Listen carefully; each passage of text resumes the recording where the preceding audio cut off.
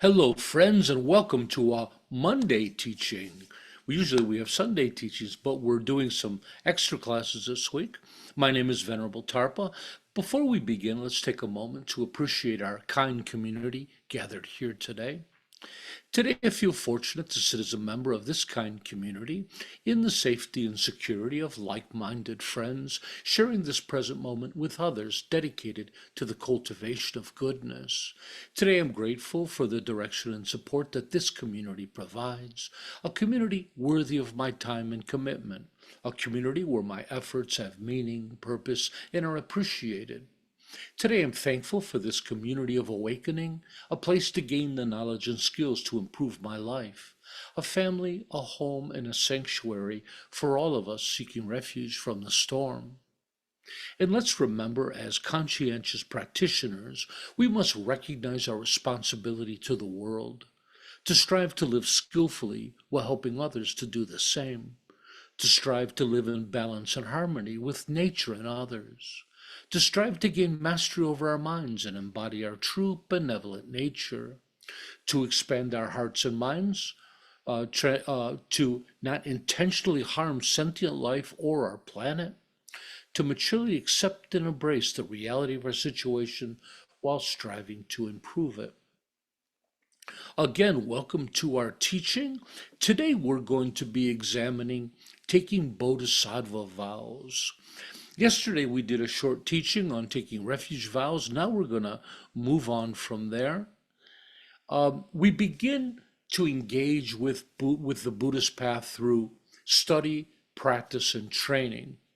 Most come to Buddhism through study, or reading books, attending teachings, or through practice by attending meditation and mindfulness programs. However, when practitioners become serious about their path, they may wish to begin their formal Buddhist training. Training in Buddhism begins with taking refuge and receiving refuge vows.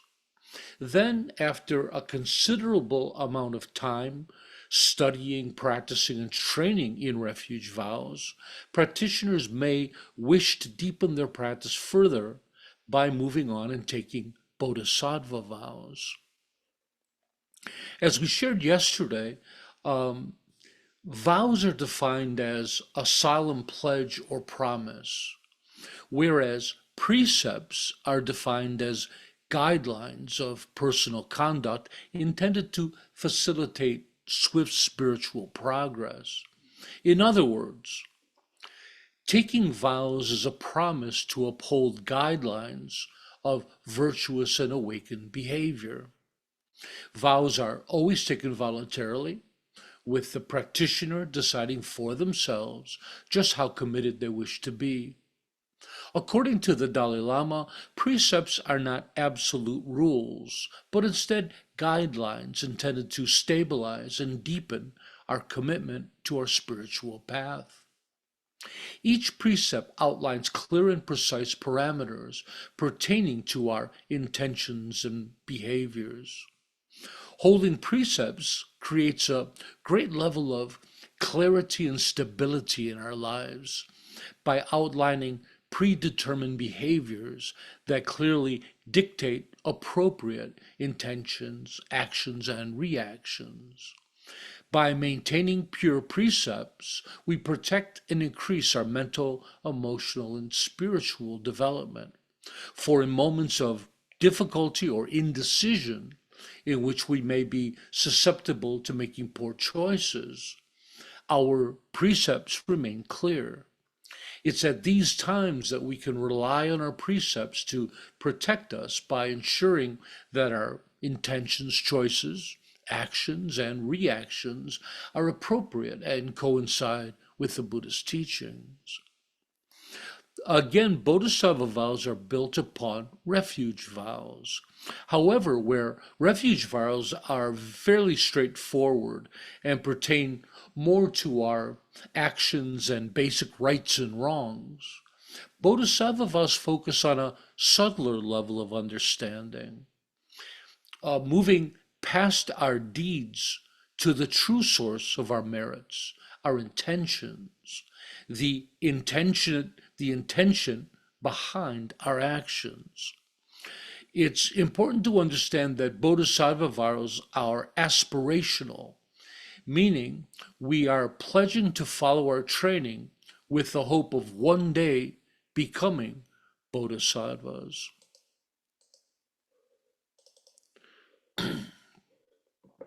Bodhisattva training is focused on the cultivation of awakened behavior. And we talked a little bit about this yesterday, that the idea that the vows themselves paint a picture of what an awakened being is, their behaviors, the way they carry themselves. So it creates an archetype for us to mimic and move towards. Secondly, Bodhisattva vows are focused on the development of bodhicitta, the altruistic mind of awakening. So when we do bodhicitta it's let alone as a regular altruistic mind. This is an altruistic compassion and caring mind far above everyday regular compassion. This is at the level of great practitioners, of great bodhisattvas and great Buddhas. So when we talk about bodhicitta or the altruistic mind, we're talking about having compassion. Sometimes they describe it as almost superhuman powers of compassion. This is the goal of this quality of bodhicitta. And they call it a mind because once you experience a direct experience of bodhicitta, it becomes a constant state of mind, an enduring mental state. So they refer to it as the mind of bodhicitta. And often they assert that once you have a taste of this, the mind has great difficulty falling back into mundane kind of thinking. And lastly, Bodhisattva training is focused on the understanding of emptiness and the true nature of reality. Emptiness, I think the term is always kind of complex. The term doesn't quite explain it well. In a sense, emptiness is more related to interdependence. And it's the idea that all things are interdependent. And so like when I look at my phone, we just look at it as a distinct object all by itself. But through examination, you realize, well, it's not a single object, it's a collection of objects, right? It's a collection of things. There's all kinds of pieces, parts. And then when we look further, we realize, well, even those pieces, parts are collections. And they themselves are full of pieces, parts. And this goes down and down and down until you get to the atomic level, right? And you realize everything is just made up of carbon. So so the idea is that all things are made up of other things. And what they're saying is it's empty or lacking self-existence, that it's existing solely on its own. That's the idea. That's the short version of emptiness.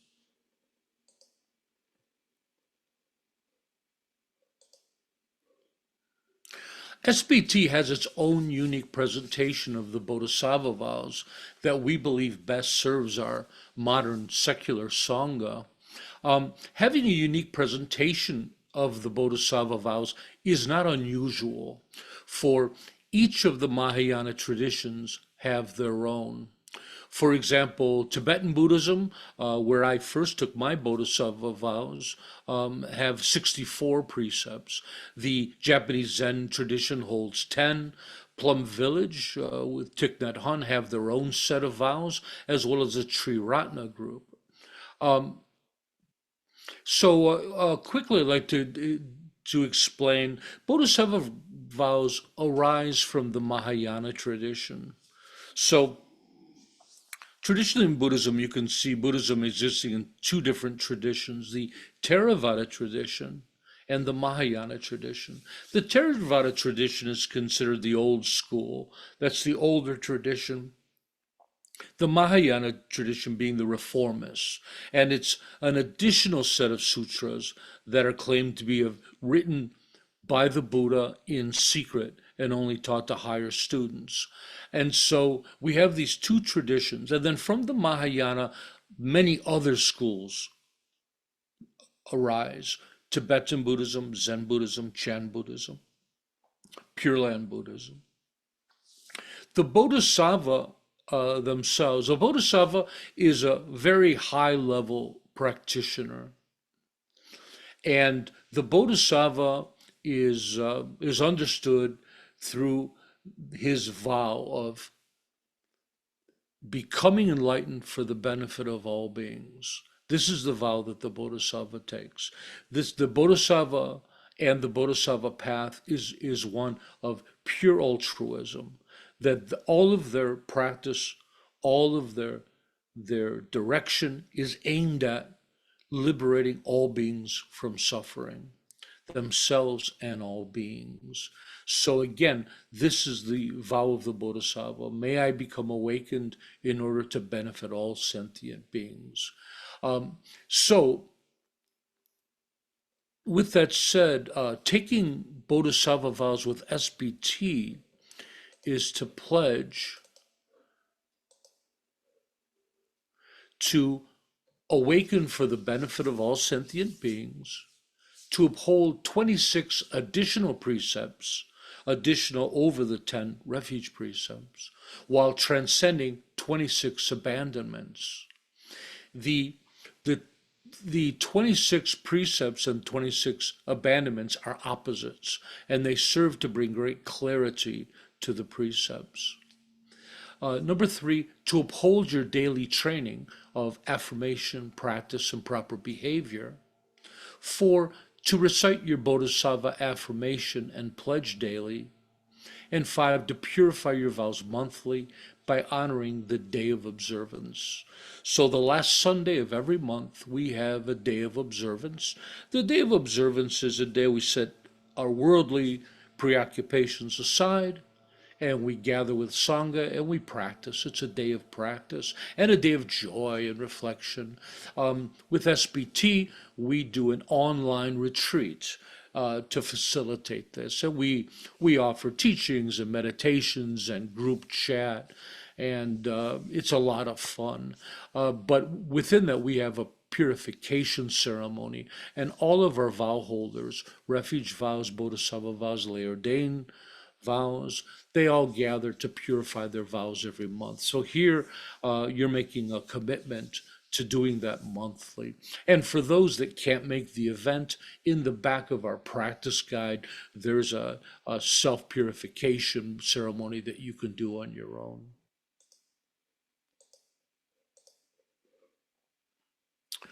The Bodhisattva methodology and training is quite interesting and utilizes a fascinating aspect of the mind, that the mind can only focus or entertain one thought, concept, or thing at a time.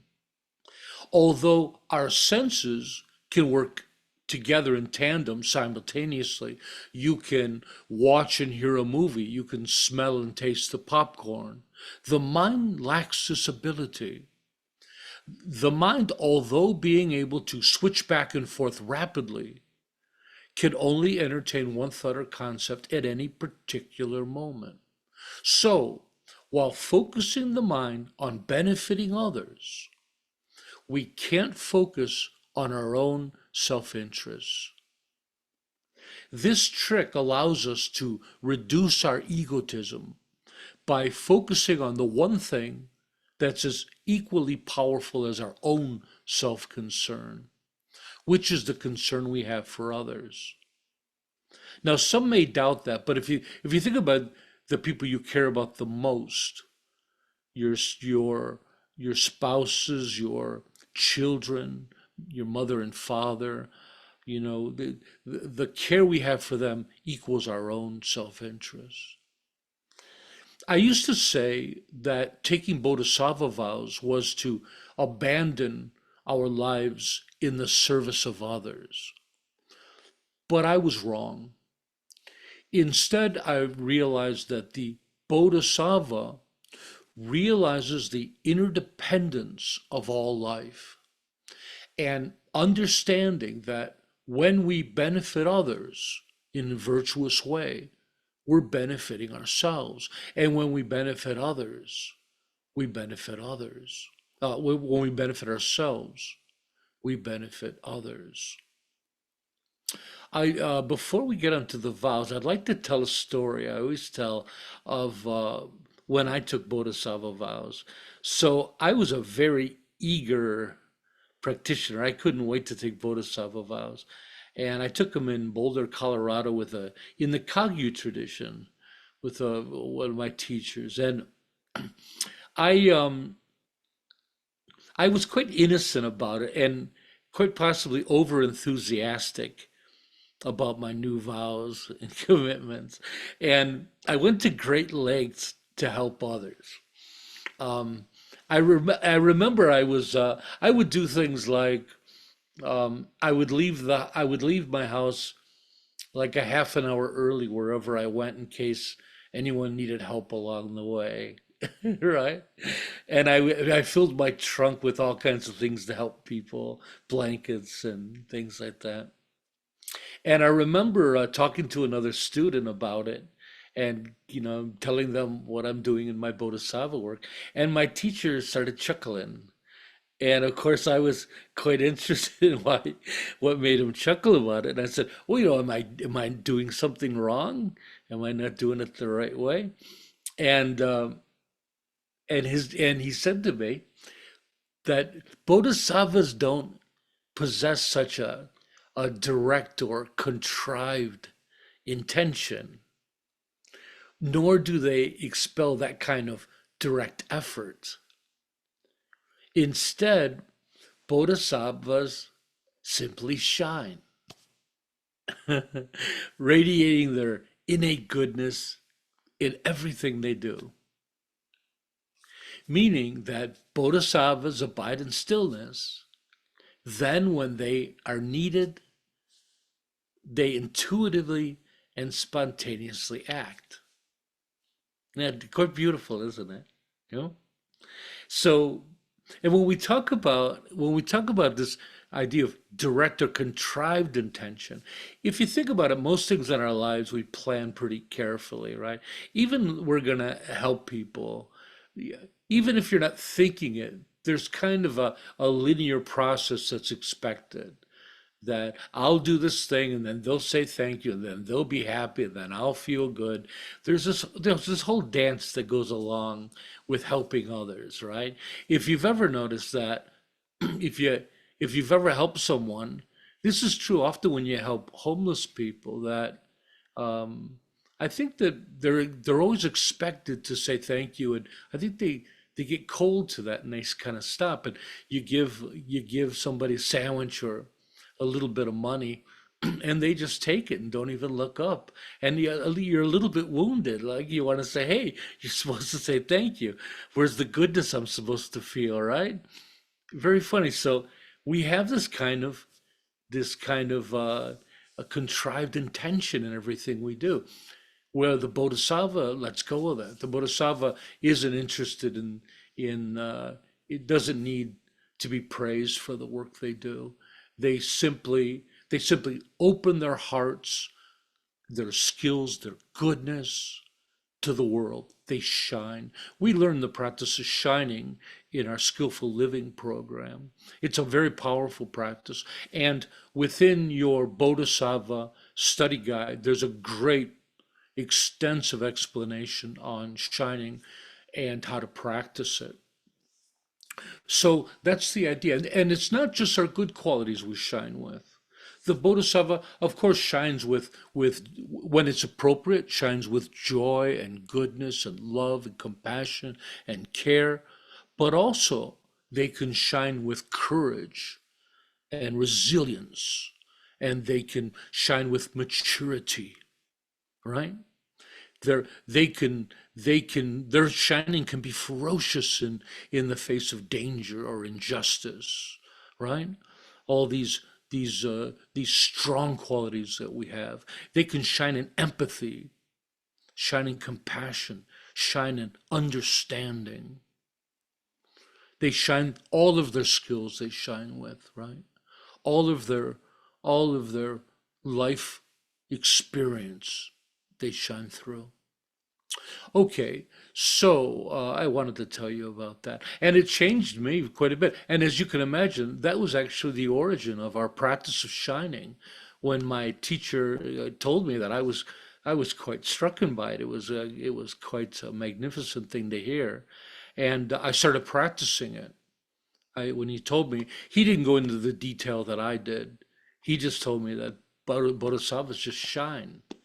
And so I started practicing that, and I found that it was just an extraordinary practice. And then I wrote down the SBT version of it. Okay. Hey, I thought it would be a good time to look at the vows. Now, the Bodhisattva vows are a bit extensive. There's 26 here, and you can take your time and read through these on your own. These vows are in our practice guide, and the practice guide is open to anyone, whether you're taking Bodhisattva vows or not. Everyone is free to read all the different various practice guides. Everything we do with SPT is transparent and open, and you're free to actually practice it even without taking formal initiation. No problem at all. But I thought we'd just read through. I think there's a couple that I want to explain. I'm going to leave the 26 abandonments to you to read. I'm going to go through the precepts. Remember, the idea is that they're opposites, like our lay ordained, I'm sorry, like our refuge vows are. We have the 10 virtuous and the 10 non-virtuous acts. And by placing them in opposite roles, it brings such clarity to the precepts. So let's go through these. Most are self-explanatory. The first precept, the first is we have 12 root precepts: to awaken for the benefit of all beings, to work for the welfare of all sentient life, to help those in need according to my means, to take pleasure in serving others. That's a beautiful one. To not harm or punish sentient life. This idea of punishing sentient life is important, and it refers to simple things like spanking children or beating a dog. Bodhisattvas don't harm sentient life. And now you might say, well, that makes it a little difficult to train dogs or to raise kids. But the fact is, it makes you raise your game. When you don't have the ability to use physical coercion to train dogs or things, it makes you think, and you have to figure out ways to do it. It makes you a better parent, a better owner. You got to be smarter, right? Now, punishment goes deeper than that because we have we have a culture of punishing all our friends. So when you don't like what somebody says something and you decide, well, I'm not going to invite them to my next dinner party. Well, why are you doing that? You're doing it to punish that person, right? We punish each other in very small ways. Sometimes just not talking to someone is a form of punishment. They hurt your feelings and you're going to let them know. You're going to make them suffer. Maybe you're not going to give them the job that they wanted because you don't like the way they treated you. It's very insidious, this idea, and you don't notice it until you start following that rule, and you start to notice how, wow, we do a lot more punishing than we think we do. You can do it in traffic, drive real slow because that guy beeped at you from behind. There's tons of ways we do it. Number six, to protect the environments of sentient life. So let alone are we committed to the well-being of all sentient life, but their environments as well. You just without concern, just destroy an area, a habitat, to destroy a bird's nest for no reason. These kind of things are we want to respect the environments of sentient life, not just the sentient life itself. Now, this can be taken all the way up to the macro level of the earth itself. And bodhisattvas have commitment to protecting the environments of all sentient life, which is the earth itself. Number seven, to abide in stillness in the present moment. Eight, to be kind, friendly, and gentle. That's a beautiful vow. It's hard to do continuously, 24/7. 9 is to appreciate others and our own good qualities. 10, to respect others and myself. 11, to appreciate different minds and dispositions. 12, to forsake a precept in order to benefit others. Now, 12 is a little puzzling to some people. To forsake, to break a precept in order to benefit others. And there's a lot of examples. I guess I usually use the one, say you have a house guest and you realize that they have a weapon, they have a gun, and they're not very balanced, mentally balanced person, and you're afraid that they might hurt themselves or others. So you decide to take the bullets. You steal the bullets, right? Clearly, we have a precept against stealing, but as you can see, wisdom tells us in this case it would be a great benefit to do.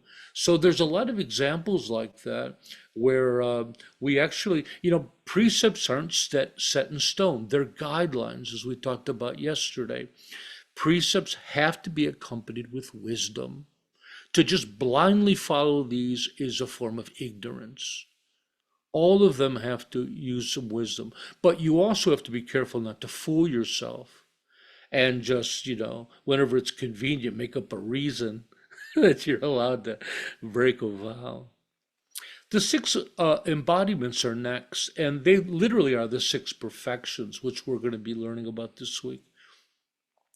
To embody supreme generosity, supreme goodness, supreme patience, supreme joyous effort, supreme concentration, and supreme wisdom. Here the word supreme is very important. I had someone wrote me just a while back and they said, I got rid of the word supreme because I thought I related to him better when it's just generosity. But the idea is, most people in our lives, we aspire to these qualities, Most of us try to be reasonably generous and good and patient. But here, we're not talking about just being everyday kind of good. We're talking about aspiring to the level of a bodhisattva or Buddhas, their level of these qualities, awakened generosity, right? We're talking about extraordinary levels of generosity, of goodness, of patience, effort. And again, it's aspirational. So by using that word supreme, it reminds us that it's not our everyday. Because for me, what happens is when I used to practice them in the old days, they didn't have the word supreme, and I would just say, "Oh, I have all those. Those are all done. I'm generous. I'm good. I'm patient." I didn't realize that it wasn't everyday common qualities, aspects of these qualities, that these were the bodhisattva level that I was aspiring to. And that changed the practice very much. The next are the 8 cultivations. To cultivate bodhicitta, the mind of awakening, humility and simplicity, moderation and balance, mental discipline, bliss and joy, stability and maturity, non-attachment to views, and equanimity for all sentient life. And this means that we see all sentient life as being fairly equal. Yeah? I think naturally we put more weight on the higher evolved species, humans, primates, dolphins. So I think it's natural to have a little bit of priority. But generally, we want to see all sentient life as being a miracle in itself, a magical, right? No matter whether it's a small little fly or a human being, they all have a right for happiness and to live. And if anybody has any questions about the vows, you can share them on our social media. Now I'd like to talk about study and training. So we talked about the vows, precepts, commitments. That's one part of it. But then we have studies and training that go along with this. So within Buddhism, the path of happiness, which means awakening, nirvana, or enlightenment, is cultivated through the Buddhist threefold path: the development of higher virtue, higher understanding, and higher awareness. At the Bodhisattva level, daily training and practice consists of first, first continuing our refuge commitments. So although you're taking Bodhisattva vows are built upon refuge. So the idea is you're continuing to cultivate your refuge, vows, commitments, practices.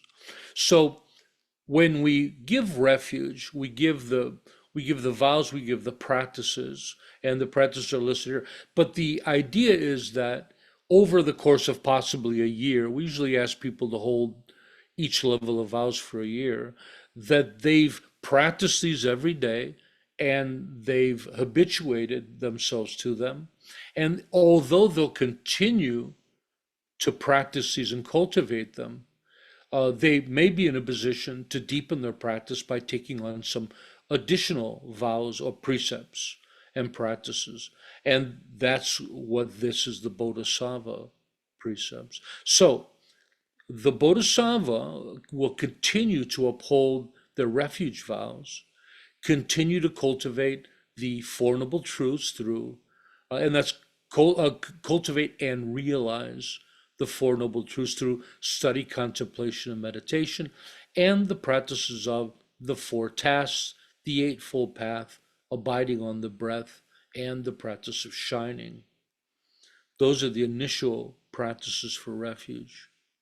So we've gotten that down. We've been practicing it for about a year. We feel comfortable with it. We decide, I think it's time to deepen my practice. I feel up for a stronger commitment. I'm going to talk to Tarpa about taking Bodhisattva vows. And if Tarpa thinks you're ready, I shouldn't talk about myself in the third person, you can move on to Bodhisattva vows.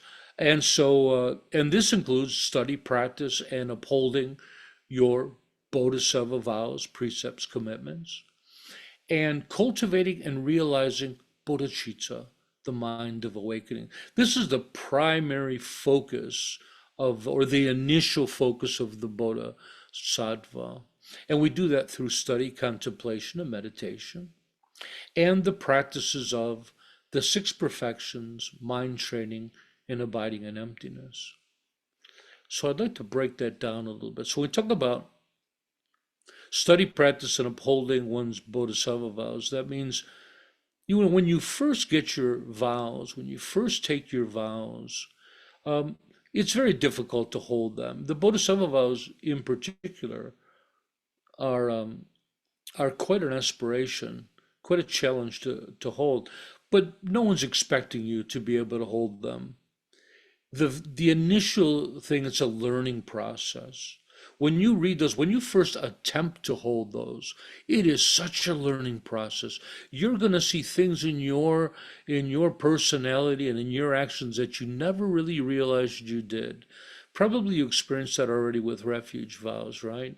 When they say the refuge vows to not lie, and you take the vow and all of a sudden you realize, wow, I lie a lot more than I think I do. And I lie about, little lies and other lies. And so at the beginning, it's a learning experience. I'd say for a great deal of the first year, it's a learning experience. You learn so much about yourself. And so that's what we mean by study, but also not just book study, because it's good to understand your vows, but experiential direct realization, studying of yourself, introspection, studying how your vows play out when you're actually engaged with the world and talking with other people. And then cultivating and realizing bodhicitta. And this also we do through study, contemplation, meditation. And again, it's not just book study, it's real world experience right? This idea of altruistic mind. And bodhicitta is really the cultivation of compassion in so many ways. It really ties into compassion.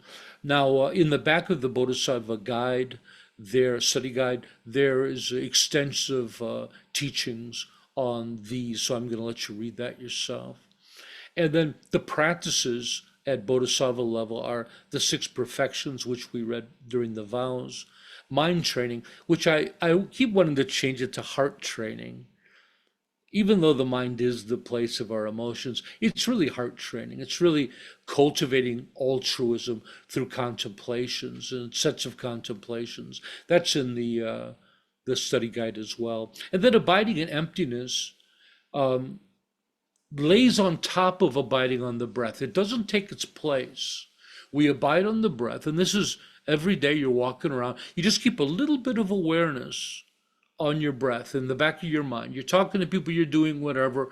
Always keep a little bit of awareness on the breath. Well, here we're adding another layer. Besides the breath, we're keeping a little bit of awareness on the true nature of reality.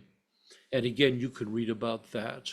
So at Bodhisattva level, this is what we're doing. We're continuing our work with the refuge level practices, and we're laying Bodhisattva practice on top of it.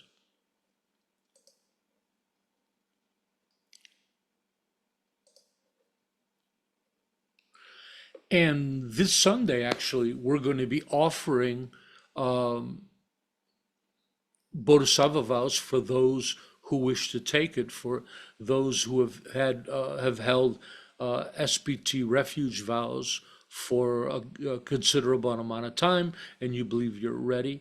If anybody is in that situation, please reach out to me. We can talk about it.